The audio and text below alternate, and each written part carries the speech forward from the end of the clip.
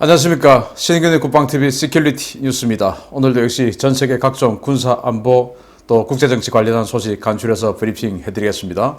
첫 번째 소식입니다. 트럼프 대통령 소식입니다. 오는 28일 열리는 미국 보수주의 진영의 최대 정치 행사, 보수주의 정치 행동회의, 일명 CPEC에서 트럼프 전 대통령이 차기 대선 출마를 공식화할 것이라는 전망이 나와 주목됩니다. 도널드 트럼프 전 대통령의 퇴임 후 첫 공식 석상 복귀 무대가 될 CPEC 행사에서 트럼프 전 대통령이 2024년 대선 출마를 스스로 선언할 가능성이 높다고 워싱턴 타임스와 악시오스 등 미국 매체들이 현지 시각 2월 22일 보도했습니다. 워싱턴 타임스는 트럼프 전 대통령이 CPEC에서 연설할 예정이며 이 연설을 통해 그가 그 어느 때보다 공화당에 대한 영향력이 크다는 것을 보여줄 것이다 라고 전망했습니다.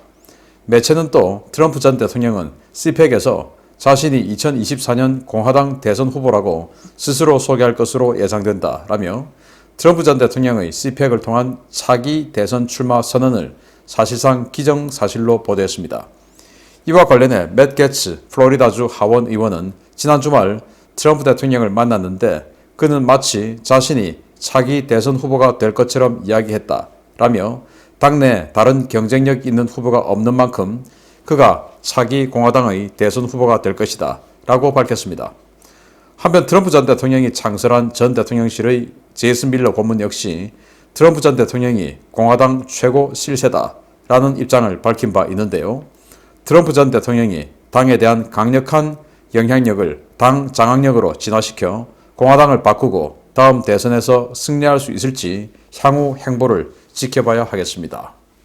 자, 이제 트럼프 대통령이 폭스 뉴스하고 지난주에 인터뷰를 해서 공식적으로 외부의 얼굴을 드러냈는데 이제 목소리를 드러냈죠. 그리고 이제 28일부터 열리는 CPEC 보수주의 정치 행동 이 행사에서 연설을 할 예정이 있다고 합니다. 자, 여기 이제 트럼프 대통령이 연설하러 온다고 하니까 펜스 전 부통령은 불참을 하기로 했고 아무래도 마음이 부담스럽겠죠. 배신을 했으니까. 그리고 폼페이오 전 국무부 장관은 참석을 하겠다. 폼페이오야말로 지난 대선 캠페인, 그러니까 2010년 대선 캠페인에서부터 오직 트럼프 캠프에 있었고 그러면서 트럼프 행정부 처음 출범할 때 CIA 국장, 그 다음에 국무장관 이렇게 얘기하면서 끝까지 마지막 날까지 같이 함께 했던 사람이죠. 그래서 사실 이 트럼프 대통령을 지지했던 많은 분들이 다음에 트럼프 대통령이 재선하고 나면 그 다음은 펜스 아니냐 이렇게 이야기했었던 분들이 많고 그런 예상들을 많이 했고 그 정도로 펜스가 인기가 좋았었는데 뭔가 좀 트럼프 대통령하고 좀 다른 분위기의 그런 좀 젠틀한 전통적인 어떤 그 품격 있는 보수주의자로서의 어떤 면모를 보여준 듯 했는데 마지막에 뒤통수를 세게 때리는 바람에 완전히 그냥 이미지 다 구겨버렸죠. 그래서 저 사람은 안 돼 라는 그런 이미지가 생길 것으로 자기는 예상했을 겁니다. 그런데 퇴임하고 보니까 트럼프 대통령의 인기가 식을 줄 모른다. 이야, 이건 이제 트럼프 대통령하고 척을 진 사람은 공화당에서는 또 미국 보수에서는 정치를 할 수 없겠구나 라는 그런 위기감이 아마 펜스에게 생겼을 것이고 펜스 스스로 지금 굉장히 후회하고 있을 겁니다. 그러니까 린지 그레이엄 같은 사람 지금 바로 그냥 태세 전환해서 착 달라붙어 있는 그런 상황이 되겠죠.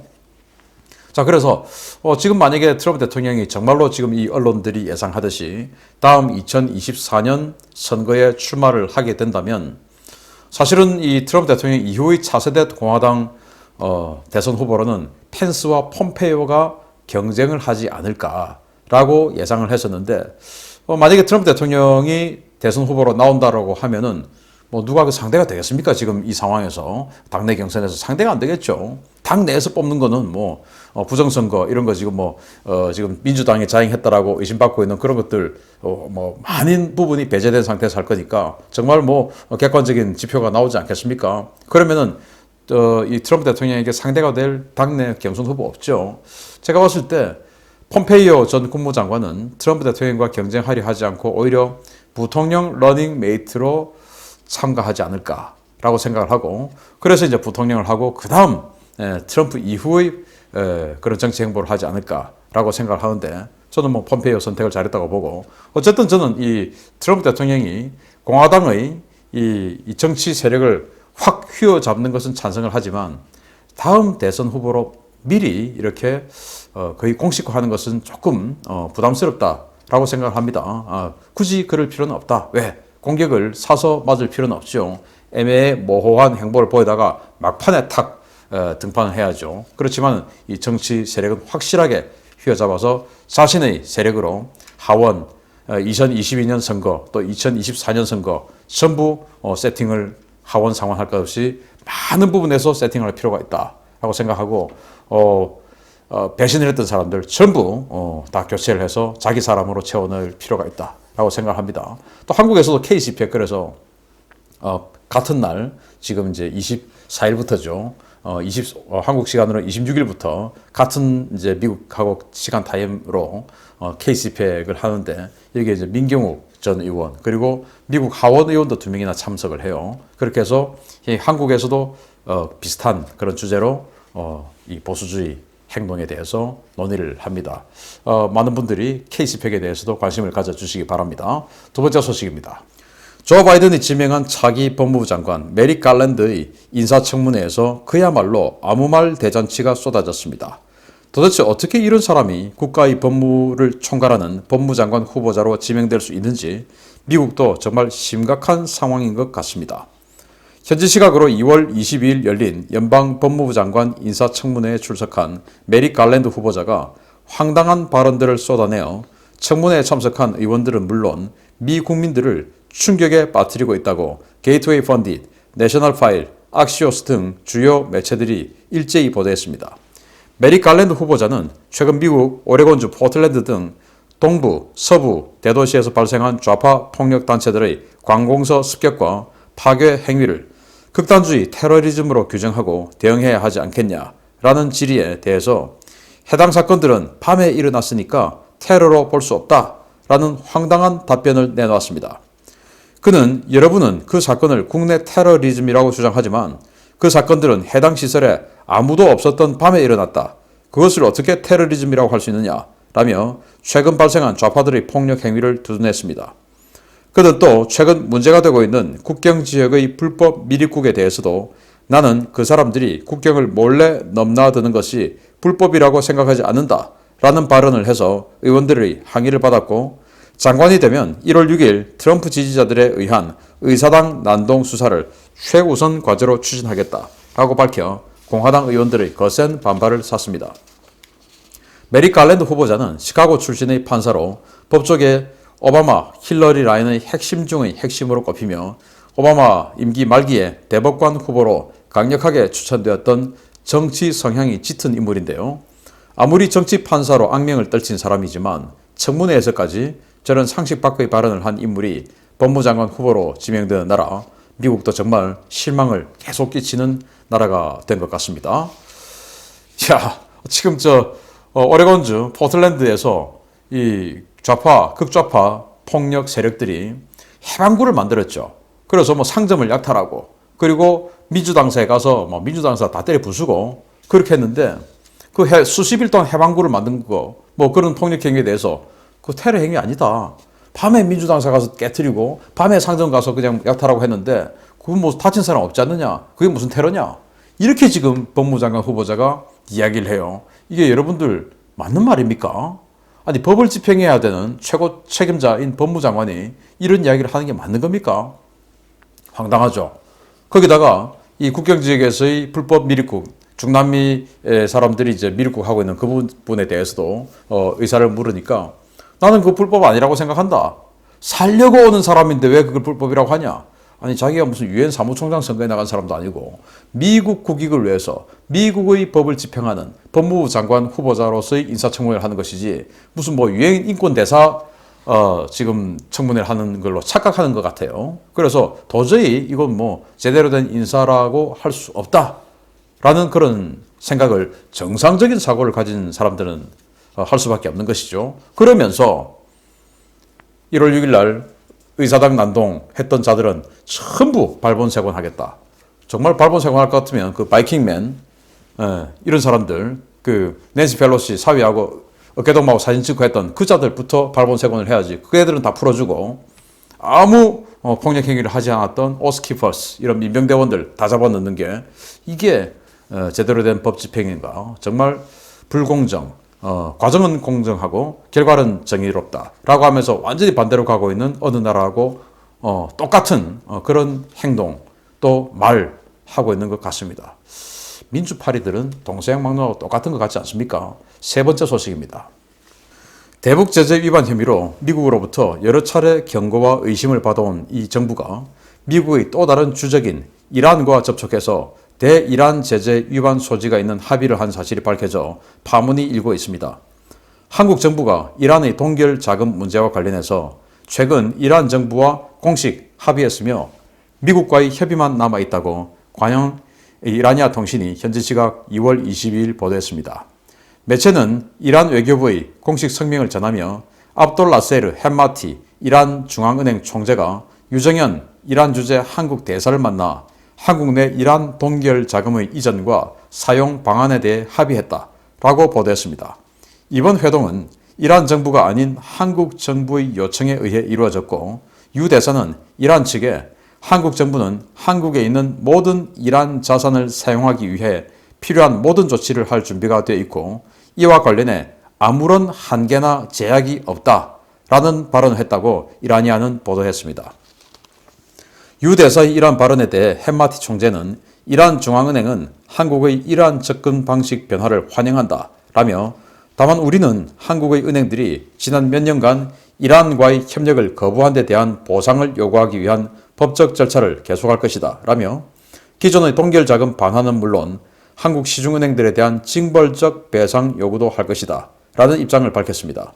한국 대사가 이란 측에 동결자금 사용을 위한 모든 준비가 되었고 아무런 한계나 제약이 없다라고 밝힌 것은 미국의 대이란 제재를 완전히 무시하는 발언이고 햄마티 총재의 발언 역시 한국이 이란과의 협상에서 완전한 갑을 관계에 있다는 것을 시사하는 부분인데요. 도대체 이 정부 이란에 무슨 약점이 잡혀서 미국에게 세컨더리 보이콧을 당할 수 있는 이런 위험한 짓을 벌이려는지 우려가 커지고 있습니다.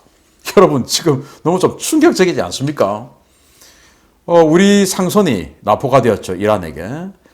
그런데 이제 대부분의 선언은 풀어주고 한국계 선장을 비롯한 핵심 멤버만 지금 붙잡아 놓고 있는 상황이에요.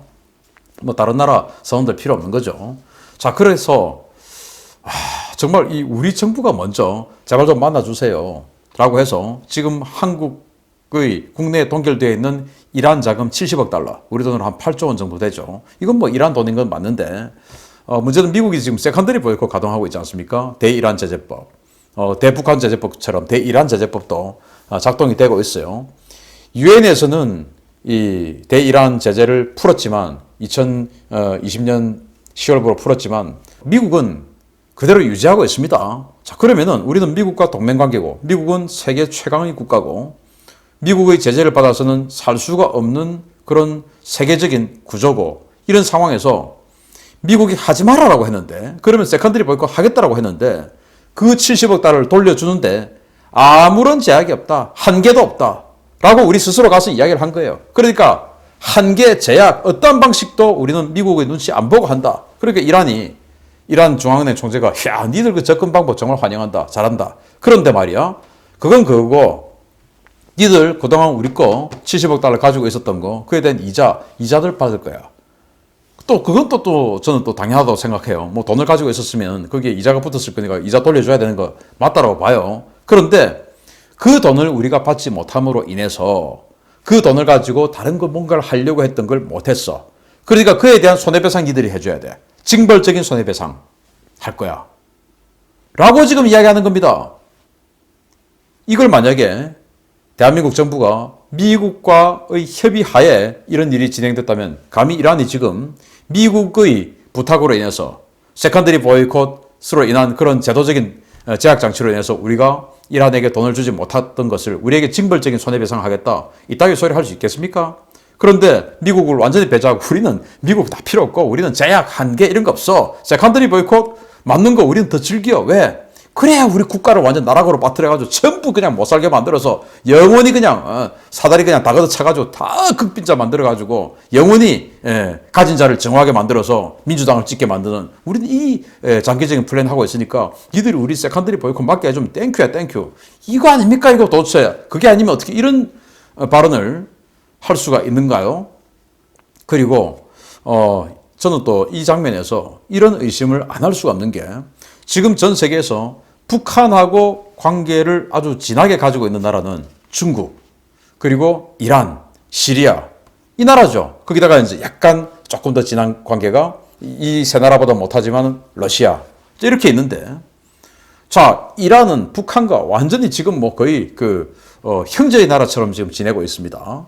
자, 그런데 갑자기 우리가 세컨더리 보이콧을 각오하고서라도 이란에게 돈을 주고 거기다 이자도 주고 징벌적인 손해배상은 그것도 한계나 제약이 없다. 이따위 소리 하고 있는 이런 상황 같으면 혹시 이란하고 완전히 그냥 동맹처럼 행동하고 있는 북한의 지시를 받은 건 아닐까라는 의심을 안 할 수가 없는 장면이에요.